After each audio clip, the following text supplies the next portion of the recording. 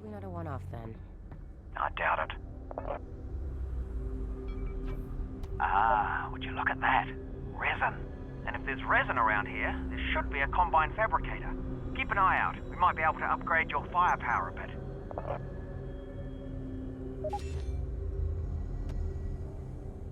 Even in our earliest experiments in bringing Half-Life to VR, we found that players enjoyed exploring every nook and cranny of the environment.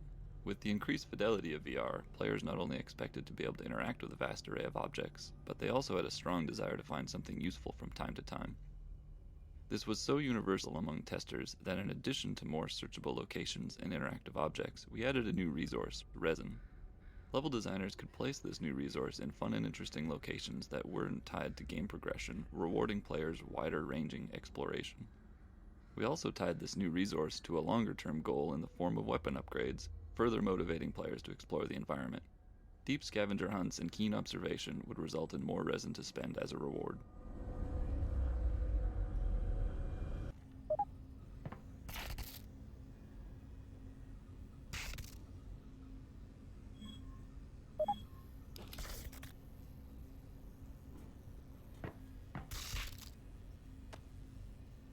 Internally, we refer to this type of puzzle as a toner puzzle, due to its similarity to a real-world cable toner tool that can be used to locate electrical wires in walls.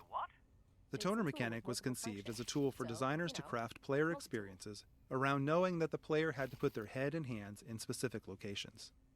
The initial design merely required the player to use their multi-tool to push a ball of energy along a path, similar to a child's bead maze toy.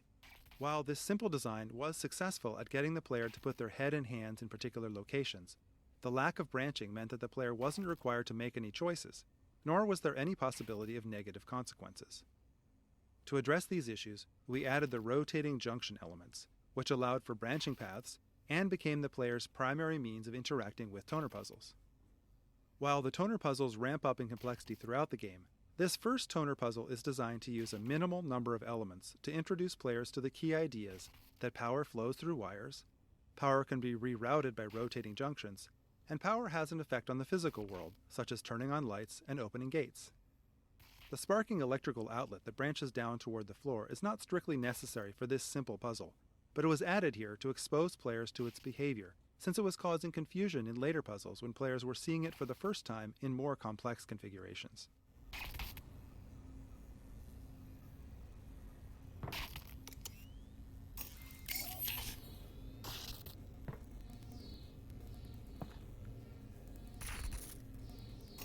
Alyx, that thing's incredible. From our earliest experiments in VR, we realized how critical high-quality, high-density lighting was to conveying a sense of realism. In game development, any technology choice involves trade-offs between quality, runtime performance, and development time. For Half-Life Alyx, we chose a high-quality, high-performance light mapping solution which required a significant amount of offline preprocessing. We performed the light map preprocessing using a render farm, which could take several hours for a single map at the highest quality, and we put a lot of effort into mitigating the cost of that high iteration time for designers on the team. Specifically, we implemented a real-time approximation to the final lighting result, which allowed designers to light scenes in real time with confidence that the high-performance light maps would match their intent. Most lights in Half-Life Alyx are baked into a single term that describes distance falloff and shadowing, allowing us to change the brightness and color of lights in real time at no cost. This encoding also allows us to apply shadows from dynamic props and characters without having to render any static geometry into shadow maps. Our light maps store directional information using the popular ambient highlight direction encoding, an improvement over Valve's own radiosity normal mapping technique pioneered in Half-Life 2. This new light map encoding ensures that the bumpy surfaces can appear bumpy even when not under direct light. This blinking light source provides a good illustration of this technique, as you can perceive the surface detail even during times the light source is off.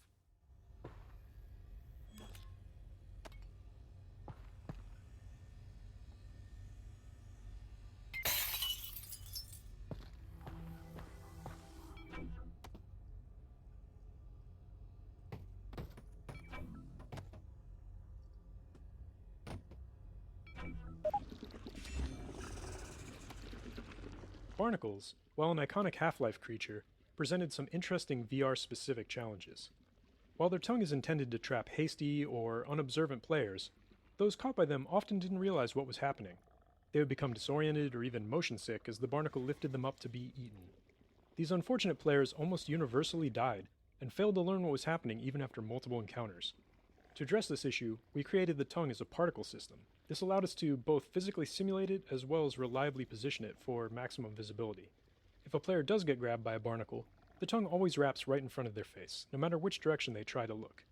This makes the tongue almost impossible to miss and visually guides the player's eyes up to the location of the barnacle, so they know where to shoot to free themselves. These fixation visuals that kick in as the player is being lifted not only serve to communicate the damage the player is taking, but they also help to reduce motion sickness by narrowing the player's field of view. These changes, combined with sound effects and other visuals like seeing stars and blacking out, eliminate confusion for players and enabled us to bring this classic enemy into the world of Half-Life Alyx.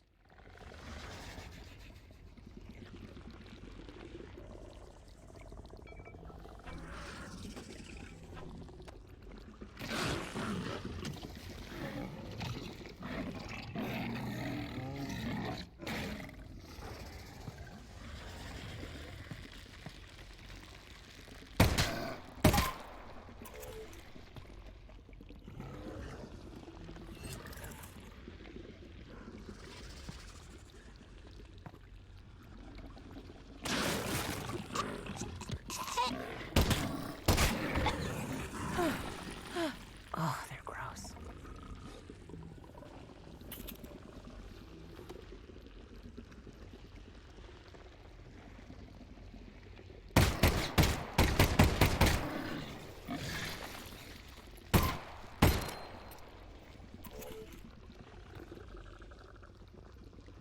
We got a lot of positive feedback from our initial experiments requiring players to perform a series of physical actions to reload the pistol.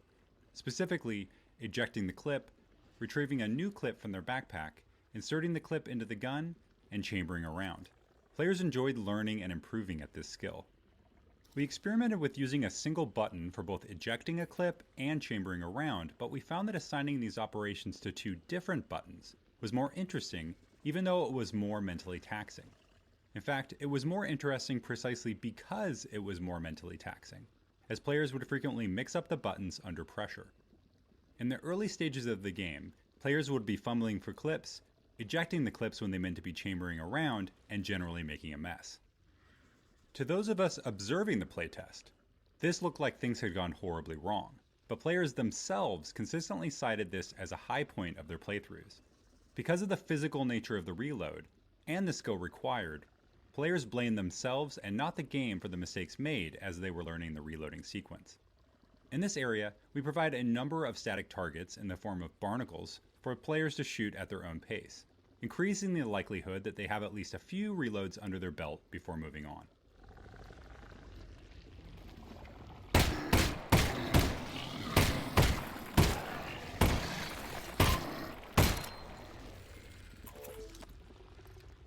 Last magazine.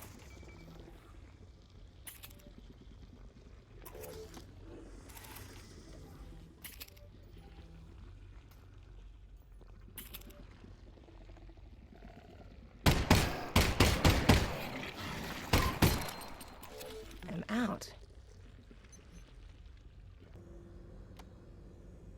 In prior Half-Life games, while playing as Gordon, the player saw Alyx use her multi-tool to hack into Combine security systems in order to unlock doors or perform other acts of sabotage. This presented an opportunity for us to represent Alyx's hacking skills through VR-centric minigames. All of our hacking minigame designs were built to leverage the independently tracked head and hands common to today's VR systems. We wanted to encourage players to use both hands simultaneously and move their head to create parallax to understand the spatial relationships within the puzzles. This locker hacking puzzle is based upon one of our earliest prototypes, in which the player was tasked with using a tool in one hand to paint a path on a sphere held by the other hand. There was just something fun and unique about using all of the natural degrees of freedom of both hands to solve a puzzle in VR. In its simplest form, this puzzle solution is straightforward, but the difficulty gradually increases throughout the course of the game by introducing static or moving obstacles of various shapes and sizes on the sphere.